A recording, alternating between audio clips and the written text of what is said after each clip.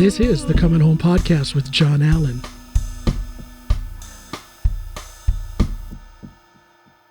And welcome everybody to this episode of Coming Home with John Allen. I am your humble host, John Allen.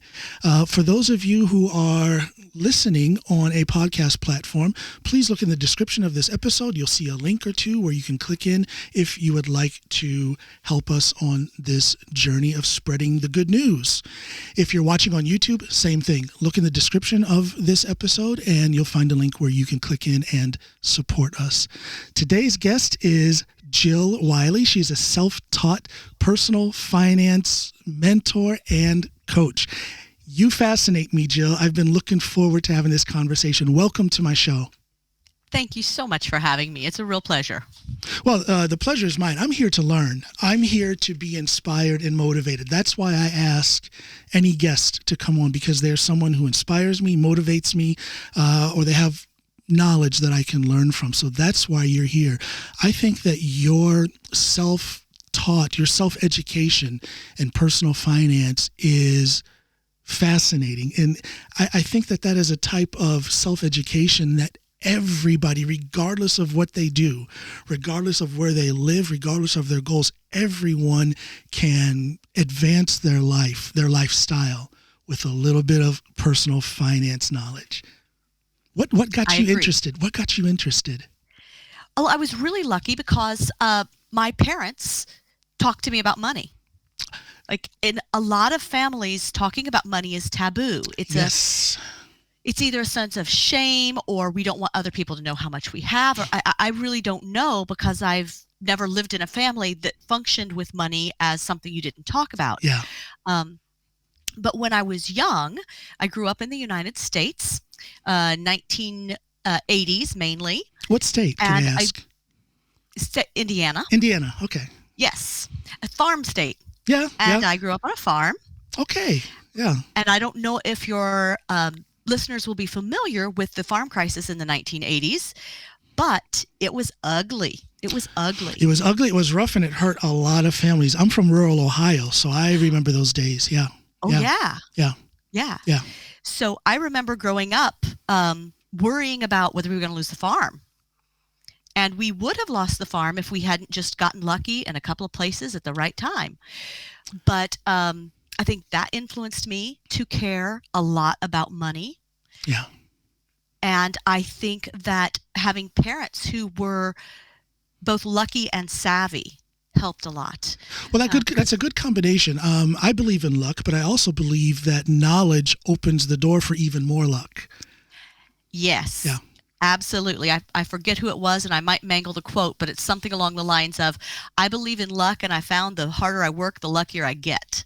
Now, that doesn't cover everything. There are a whole lot of exceptions to that. There's a lot of variables, but you know, knowledge, drive, determination, that does lead to more luck. I've experienced that. I'm sure you have as well. Absolutely. Yeah. Absolutely. Let me ask you why. I just want to jump in here before you go on. Why do you think that so many people are so afraid to talk about money? Because that is a fact. Most people get very uncomfortable. Like you said, they don't want people to know how much they make. Some people don't even want others to know what they do for a living. Right. I think the answer to that is as individual as the people who have those feelings. Okay. Yeah. Good answer. Yeah. But some of the big ones are they have bad early memories about money. If mom and dad fought about money, then money makes people not like you. Okay. We put these ideas in our head. We interpret things in ways that we don't even know that we're doing. And then that feeling stays with us. Well, that's a form of trauma, isn't it? Oh, yes. I absolutely believe it is. Yeah. And so, and some people think that they had a bad experience where they were shamed about money, having too much money, having too little money. Yeah. And instead of being able to unpack it and say, okay, this happened around money, but it could have happened around looks. It could have happened around anything. It becomes money that's that issue. And go ahead. You feel bad about something, you don't want to talk about why you feel bad about it, especially if you're not sure yourself. Yeah, and the more hardship a person faces, the less fit mentally, emotionally fit they are to tackle their core problems. And if it's finances, they're in for a long and difficult life, unnecessarily so. Am I right? Absolutely. Yeah. Absolutely. So there's a mental there are aspect. There's a mental aspect to this. Yeah. I think it's mostly mental. Yeah. Everybody knows that you shouldn't max out your credit cards. Everybody knows that. Yeah. Like, nobody goes into it going, I am going to max out my credit cards and I'm going to be successful financially because of it. Nobody does that. No. But people still spend money that they don't have. And so if you can figure out why, then you can, it's not going to all go away at once. There's no silver bullet, but you can start figuring out why you react certain ways. So can I guess that a large part of your coaching and mentoring around personal finance has to do with guiding people towards opening up to a healthy relationship when it comes to money? I would say a healthy relationship with money, and also a healthy relationship with themselves.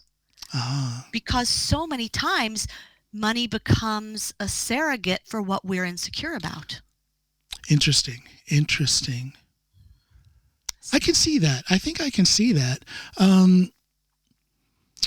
It used to be almost like a male chauvinist thing or an anti-woman thing to talk about or joke about women who go on shopping sprees and just blow up that credit card. You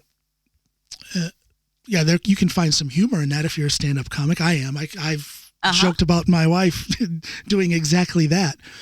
But when we think about the health aspects of it, we could be talking about women and men, but in this case, we're talking about women who, as you say, they're doing this excessive shopping, this maxing out of the credit card to compensate or to cover up something in their lives. What kind of things, when you start digging down there in your coaching, what kind of things do you find? Well, one of the things that can happen is that it is it's actually, you're familiar with scarcity versus abundance mindset. Yes. Yeah. Well, if you're afraid you're not going to have money, when you get money, you spend it. Completely seems irrational, but money goes away. If I grew up poor and I know that there just never is enough money, then I better enjoy it while I've got it. Because it's not going to be there tomorrow anyway, so I'm either going to lose it without having enjoyed it, or I'm going to lose it, but I've still enjoyed it. Walk me through your coaching process. Okay, you have someone, what kind of clients do you deal Teachers. with? Teachers. Yeah, I read that. Yes, teachers. I only, my focus is teachers because, well, honestly, because so much of this is just tangled up with the devaluing of teachers that we see in the U.S. right now. Isn't it sad? It really is. It's breaking my heart. It breaks my heart too. One of the first jobs that I had when I came here to Norway was as a teacher. So I always had respect for teachers, but boy, did that respect deepen when I actually was working as a teacher amongst other teachers and seeing not only my struggles and challenges, but theirs. Where were you then? We needed a coach then. Well, I've actually honestly pivoted my focus away from personal finance as much because right now there are so many teachers who want to get out of the classroom. Yes. Yeah. So I'm kind of working at it from okay, you want to get out of the classroom. Here are the things that you want to teach, you want to do. Because I have left the classroom 4 times in my life, every time thinking I wasn't going back. But I happen to actually really love teaching. Yeah. So I just keep going back to it. But the finances are really only underpinning that. I see. What do you have to know if you're having a mental breakdown? What do you have to know stat? If you're quitting tomorrow and you don't get another paycheck, what do you have to take care of? What do you need to do if you're doing 3 months from now? Okay, maybe it's a year out. Yeah. And so I've really tailored it to teachers at the moment. That's very interesting. And I would call that a necessary assistance platform, given that teachers, as we both know, are so, they're straight up disliked. There's people who are cursing It's terrible. It's pathetic. I wonder if, well, I don't want to get into politics, but there is a political element to this plight that teachers in America have. How do you ever get pulled into that political realm where people? Yes, it's a big thing. And a lot of teachers, in a lot of my teacher groups, you will have people say, stop voting for people who are treating us this way. And then you'll have another side that says, oh, you just don't like this party. That's what the problem is. And you're trying to tell me who to vote for. And there's a lot of tension in those groups. Oh, that's terrible. Especially in the Midwest, which Yeah. it can be fairly conservative.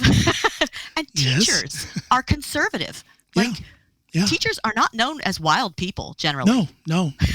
I don't think I can remember a single wild teacher. They were most of them were pretty square, with the bifocals and the quite conservative posture and everything. Yeah. Yes, I pride myself on being a dork. It's one of my points of pride. Now I said conservative. You said dork. I just want to point. I didn't say I own dork. it. She did. Listen, I need to take a break for some music. We'll come back on the other side, and I want to ask you about, and I think this kind of correlates with, you mentioned teachers who may be, quitting tomorrow. It's a rather sudden thing. You've had some rather abrupt things that you've had to adapt to in your life with your move here to Norway. I want to talk about that on the other side. Let's listen to a little bit of music first. Sounds good. This is Coming Home with John Allen. Thank you all for listening. And we're back, everybody. This is Jill Wiley, and we're talking about personal finance. We're talking about coaching, mentoring. I want to talk about your rather, it wasn't abrupt because there was a lot of planning, but there were many abrupt turns and pivots on your path to coming here to Norway from the United States. Can you talk about that a little bit? First of all, where did the desire to come to Norway come from? Well, that's hard to answer since you just said you didn't want to get too political, but I'll do my best. No, go ahead. I say that half joking. People know that just about every conversation starts to weave into the political realm, and it is a reality. It's a fact that politics got crazy in America starting about 5.5, 6 years ago. Yes, Yeah. and I will say that both my husband and I, luckily we were on the same page, but we say it wasn't any one thing that made us decide. We looked at a lot of the foundational basics and we went, this is not trending in a direction that we like. I see. We're feeling more and more uncomfortable with this. We're feeling more and more uncomfortable with the role of money in politics. Yeah. We are feeling more and more uncomfortable with the importance of money over humanity. Ah, you nailed it. Yes. And that was a big problem. Yeah. And we didn't want our children to think that was normal. Yeah. It was because we wanted them to grow up in a place where children are valued and happy, and we think a lot more about their social emotional well-being. But it was also because we didn't want them to become adults thinking that is the way things are supposed to be. I see exactly what you're talking about, and that's the source of my homesickness. I've been here for 20 years. So I came here long before things got crazy and weird and divided back home. So I was here when all of that was happening, and it made me feel, and a lot of other Americans who have been here in Norway for a long time can identify with this. Maybe you can as well, but just being here and seeing what's happening back home, and you have this feeling of helplessness. Yeah. Do you feel that? Well, that's part of the reason that I have gotten into helping teachers, because I feel like I left so many of them behind in the trenches. So that's called giving back. Plain and simple. You're giving back. You're trying to fix it. So many resources that not everybody does. So I wanted to, every time I find out that a teacher is leaving, it breaks my heart, but I also don't want them to be crushed by the system. Yes. Yeah. So that was the main source of it. We looked at Canada, but my husband has ancestors here, no close relations. Okay. Yeah. But both his great grandmother and great grandfather were full Norwegian, and so he grew up with Lefse and Kransekake. And he'd always kind of wanted to come back to Norway, and we looked at it. We actually took a trip here and visited 2 years before we moved because we didn't want the kids to go someplace they'd never ever been. We wanted them to have some kind of an idea of what they were in for. Yeah. And we wanted to see if it fit with us. And we were sold. There's so much to love here about Norway. Again, I'm homesick, but I feel that I'm homesick for something that doesn't exist anymore. Things have really changed back home. But having said that, there is that homesickness thing, but here in Norway, things are pretty doggone good.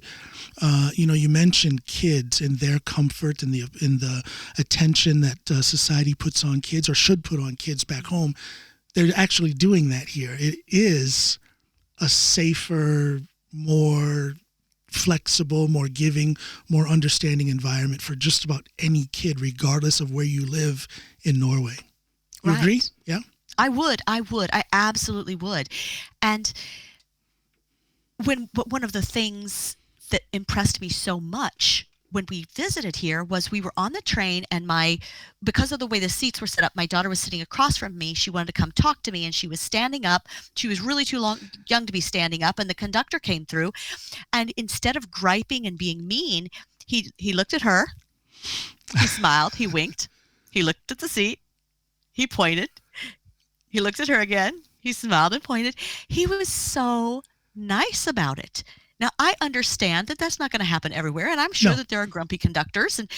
But it was just such a gentle way of remembering her safety. She needed to sit down, but not hurting her feelings in the process, or mine. I always see these, and I thought where I grew up in Ohio, out in the cornfields of Ohio, I thought that was like an archaic, never lock the door type of place with a certain air of innocence over everybody. But that is really noticeable here in Norway, where it's this, it's just a quaint, archaic friendliness. It is. That a lot of people have, not all people here in Norway, because there's some jerks. There's people who have, Norway has its problems with xenophobia. It does. Things like that. But above all of that, there is that openness, friendliness, and genuine concern for kids, which as a parent, I have a 16-year-old and a 14-year-old. And as a parent, that just makes me feel good. I know that there are things back home that would be scaring the living daylights out of me when it comes to what my kids would have to face that we just don't have to deal with here in Norway. And that's a relief. Yes. And I imagine that your kids have probably not done many active shooter drills in school. Not many at all. No, go ahead. As a teacher, that was something that we did pretty much on a monthly basis. And isn't that scary? Isn't it scary? Isn't it strange? Isn't it out of place that has to be done? I mean, and it has to be done. Look what's happened. Right. So now, people ask me all the time, is it better in Norway? In a lot of ways, it is. I can't say overall that Norway is better because I still have the things that I miss and that I enjoyed back home. But in a lot of ways, it's pretty doggone good over here. You're right. And I think it depends on what your priorities are. I mean, I'm sure you feel this. We miss our family. We both were really close to our family, and the kids miss their grandparents terribly. Yeah. And the farm cats. You understand if you grew up in the country, you miss the farm. Yeah. But on the totality of it, I think that the quality of life has been better, especially during the pandemic. Oh, the pandemic. On the other side, we have to do another music break, but on the other side, I want to talk to you about the pandemic and how it affected your coaching. It was actually a good time for me. Good. We'll talk about that on the other side. Let me play a little bit of music here. Thank you all for listening so far. This is Coming Home with John Allen. And welcome back, everybody. This is Coming Home with John Allen. I want to remind everybody that if you look in the description of this episode, if you're listening to the podcast or watching the podcast, you will see a few links where you can click in and support the work that I do. If you're listening on my radio program, just kick back, keep listening, light a few candles, relax, and enjoy this wonderful conversation. Jill, we started to talk about the pandemic and the shutdown, I guess it depends on what type of work people do. Some people who did office work really thrived, being able to sit around in their underwear and bunny slippers and drink coffee and do their work from home. Some people thrived with that. Some people suffered. As an entertainer myself and a podcaster, radio guy, I had a great time. I had access to a lot of people. How did you experience that as a coach and mentor? Well, honestly, I am just trying since January to get back on my feet because I teach. So I teach 4 days a week, and then I build my business 1 day a week. With 3 kids, a global pandemic, trying to teach online, and you had your even hands since full. we've been back, it is okay. How many classes are we going to have to cover because how many people have corona this week? Yeah. It has been a really stressful time in a lot of ways. So I finally threw in the towel in August of 2020. So I made it through about 3 months, and I just went, okay, my kids are suffering. I'm suffering. I have to choose. I have to prioritize between my family and the business that I want to build. And I just shut it. It was just gone. Yeah. I didn't have anybody that was counting on me at that point. So I was able to do that pretty easily because everybody else was as distracted as I was. Yeah. And then in January, I said, okay, I'm going to try to get back at this. So it's very much a work in progress.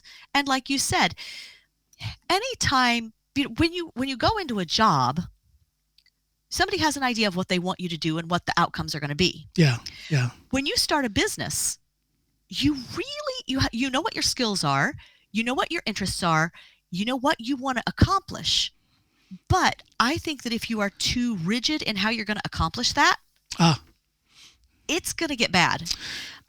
So I think you read about this in the blog post perhaps, but before we moved here, I actually started a language teaching business.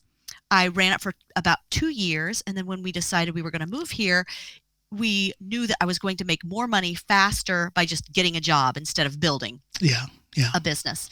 And when I started that business, when I've started this one, it's about you have to get it going before you know what people need.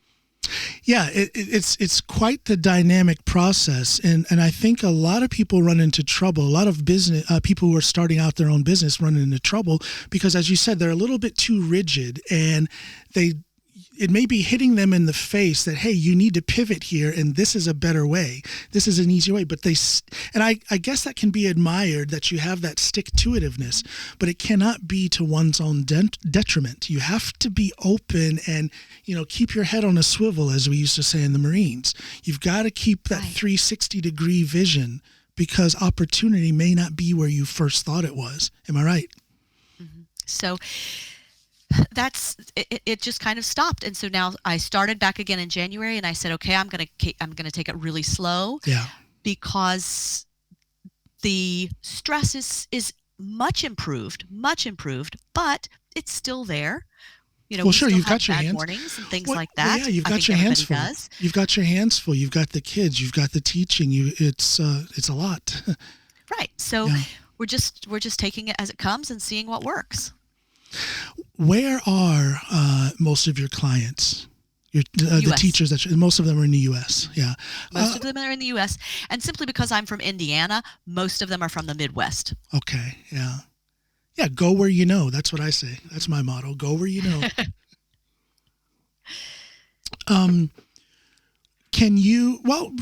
Go where you know. Yeah.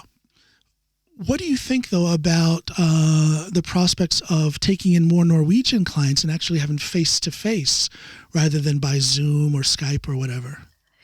Well, I think, honestly, that I'm not familiar enough with the system here yet. Yeah. I'm not familiar enough with how Norwegians handle money because Norwegians, like Americans, don't just say, hey, this is how much, it seems to be a fairly private thing. So I don't really know how things work in Norway. And I feel in my heart, my calling is to American teachers at this moment. I see. Yeah. It's really very much, I started with a personal finance bent, knowing that I wanted to help teachers. But my goal all along was to help teachers. Yeah. I really, my sister is a teacher, and we are very different people. I am not a normal teacher. Normal No. teachers will follow the rules, Aha. and that's the way it works. Are you a Because that's the rule. trailblazer? I kind of am. And so, but I see so much in my sister. When I changed jobs, when I moved here, I was excited. I was over the moon. I was thrilled. This is going to be fun. Change has a really different feeling for her. She doesn't like it as much. She gets a lot more nervous. She questions herself a lot. And because I kind of straddle those two worlds where I'm with a lot of teachers are my friends, but at the same time, I'm an entrepreneur and I'm willing to take a risk. Part of what I'm trying to do is pull them along and say, first of all, you don't have to put up with the abuse. There are other options. If this is destroying you, please consider other things. And also, you don't.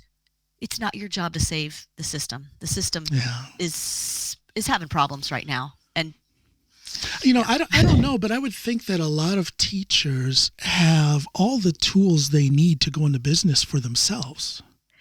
They do. To become coaches themselves, to become mentors themselves. Absolutely. Yeah? The one thing that they're lacking in many cases is the confidence. I see. That's it. And they actually have a lot of life skills as well, a lot of career skills. Sure. I heard it explained by a teacher the other day who had been in the corporate world and been a teacher.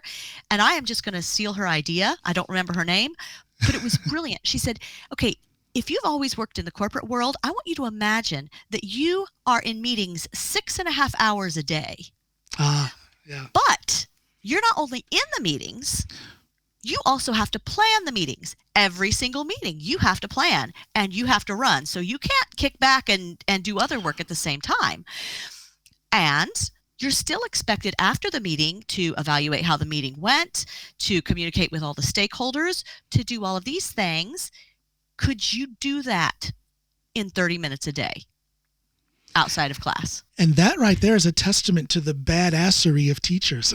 They're so, they're strong with their resources. They're so flexible. They're so tireless. Well, I shouldn't say tireless. They do get tired, but my gosh, the ability, the ability to multitask surpasses that of most CEOs, I would say.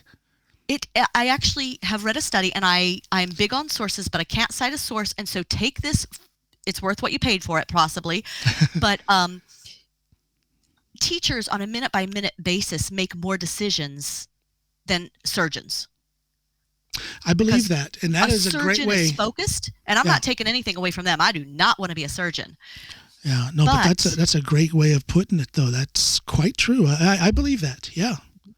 Because every single second you're in the classroom, you're honest to goodness simultaneously thinking about every single kid in the classroom plus what you're presenting. Yeah. Johnny isn't making eye contact. Is that because he's trying to do something he shouldn't be, or is it because he needs to get up and get a drink?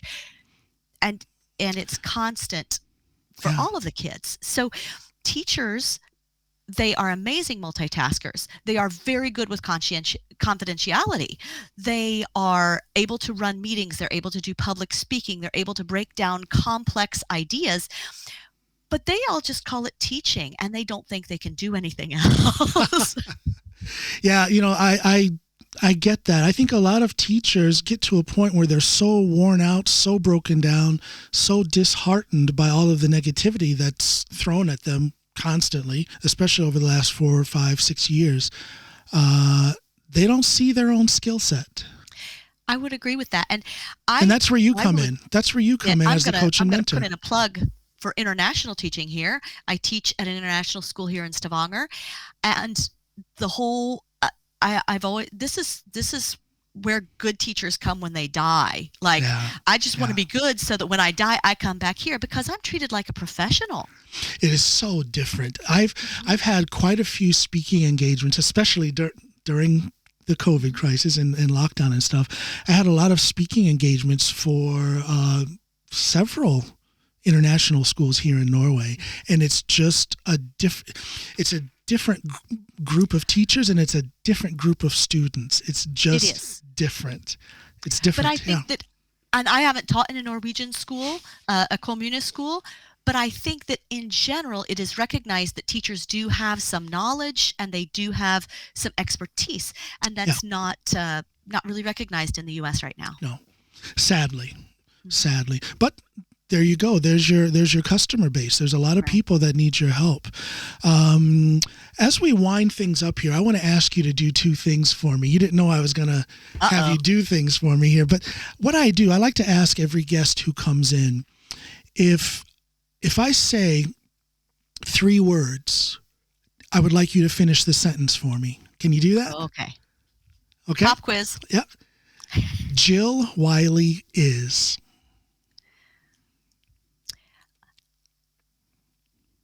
A carer. A carer. What a good thing to be. Yes, I do. The reason I will always go back to teaching is because I love teaching, and it sounds like I might not when I talk about all the negativity, but I've gone back 4 times because every single time my life wasn't complete without it. Well, I would say talking about the negativity within the teaching realm is just talking about the reality of it. And that in itself is not anything negative. You know, the meat and bones of it is negative, but talking about it is quite positive. I think it needs to be spoken on, and we need more people like you who care, more people who are trying to do something to help those teachers, because if those teachers get support, that means that our children who are their students will get more support. And that's a good thing. Exactly right. There's nothing negative about that at all. Yeah. The second thing I'd like to ask you to do is, again, I just want to repeat this. Everyone who I have to come onto my program is someone who inspires me, someone who motivates me, and someone who I think I can learn something from. So you fit all 3 of those categories and then some. Well, that's very kind of you. It's the truth. It's the truth. So along those lines, I care about my listeners and my viewers. I want them to get as much out of these conversations as I get. Is there something you can say, a few sentences, a paragraph, however long you want, something you can say to help lift people up and help them along their journey? Everybody out there is struggling in one way or another. And I try to put content out there that helps people along the way, because this content helps me along my way. So I want to give back to the people watching and listening. Can you help me to do that? Well, I love that. I think that's a great way to end every segment. This is what I was going to say, and I actually kind of thought about this. If there's one piece that I want to leave people with, before we started the recorded part, I was trying to figure out, oh my goodness, where am I going to do this? Because there's a video with it. And I don't have anywhere I can do video. We just moved into this house in October. We're trying to get things redone. It's not working. And so I knew that my background was going to be sketchy. Yeah. That's not so bad, though. There is a part of all of us that wants to wait until we have it all together. And I will be frank, I do not have it all together. We're just making it through the day. But I want people to know that they don't have to have it all together. If you wait until you have the perfect background, if I'd waited for the perfect background, we wouldn't have had this chat. Right, exactly. I would have said, hey, I would love to get with you. How about we follow up in about 3 months? And then it would have been something else, and it would have been something else, and it would have been something else. So my thing to lift them up is, don't go off and do things you're completely unprepared to do, but don't wait for it to be perfect. And admit it when it's not, because all of us think everybody else has it together. Yeah. Yeah. We all kind of think, oh, wow, if I could just be like that person, or if I could just be like that person, I would be on a roll. I tell people all the time, some of the best coaches have coaches themselves, because it's a continual period of growth. It's continual. It never stops. And that growth puts demands on a person, and sometimes you need guidance. In fact, I don't want to say sometimes, more often than not, you will need guidance along your path. So, yeah, we're all in a state of development. Absolutely. Yeah. So that would be my advice. My advice would be, don't wait till you got the right backdrop. Go on the interview today. I love it. I love it. Listen, can you tell people where they can find you? You know, I've got a lot of listeners in Norway, but I also have a lot of listeners back home in the States. Maybe there's somebody out there who needs the kind of help that you can provide. How do they find you? Well, my blog is called Classroom to Home. It has a strong focus on personal finance and entrepreneurship for teachers. My Facebook group, Classroom to Home Leave Teaching, is more specifically for teachers who, whether they're ready or not, the thought has occurred to them that this is not sustainable long term. Yeah. So that's a way to get in contact with me. And if they need to like, okay, I'm having problems, I need somebody to talk to, they can email me at jill@classroomtohome.com. And that's also available as the contact on my blog. So if they go there and they hit contact, that will get them to that email. Perfect. So that's classroomtohome.com, correct? Yes, .com? classroomtohome.com. I encourage everybody who needs it, and even if you think you don't need it, at least go to the website and check her out. Jill Wiley, thank you so much for the conversation. Thank you. I'm a better person now that I've had this conversation with you. You've lifted me up. You're helping me along my path. Like I say, I have people on who inspire and motivate me, and that's what you do. Well, right back at you, my friend. Well, thank you. And I also want to say to people, I'm going to link to that guest post that you did on another blog, because that's what first made me aware of what you're doing. I'm just telling everybody out there watching or listening, go to the description of this episode and click on that link and read that post, and you can hear how resourceful this lady named Jill Wiley is. Jill, thank you so much. Hold on for a second. I want to talk to you on the other side, okay? Don't hang up. Okay, thank you.